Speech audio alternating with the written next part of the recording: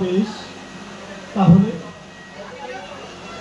বনবাসে যেতে হবে না বলে বলেছি, তাই আমার ঠাকুর কত খুশি। বনবাসে তাই কন্যাকে যেতেই হবে, কিন্তু আপনি নিয়ে যাবেন না, যাবে আমার ভাই না গর্জন। নারায়ণ নারায়ণ।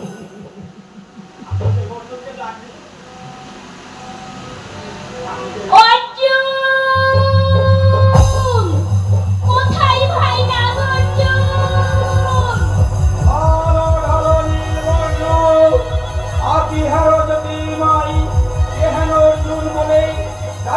সবাই তাও সত্য করে বলে যাও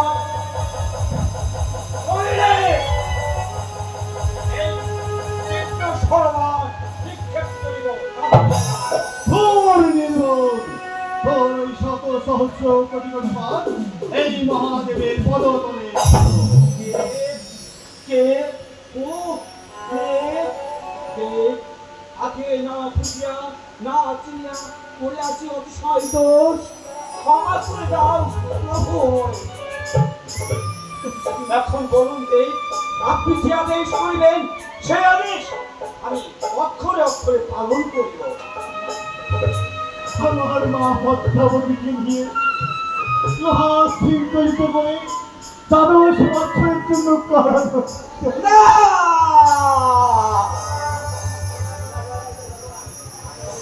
পারবো না, পারবো না আদেশ, এত বড় কঠিন আদেশ আপনি আমাকে করবেন না, পারবো না, পারবো না আদেশ, আপনি ওই বাক্য দিয়ে দিন।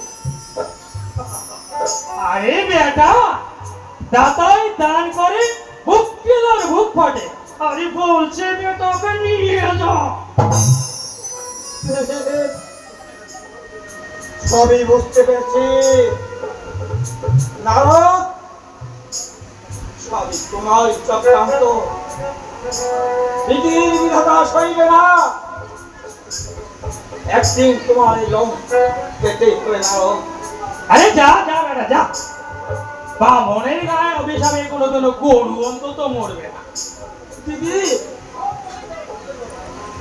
তুই কি ওর মতো যদি একটা মেয়ে হতো লক্ষ্মী সরস্বতী, অর্জুন, তোকে জ্ঞান দিতে হবে না।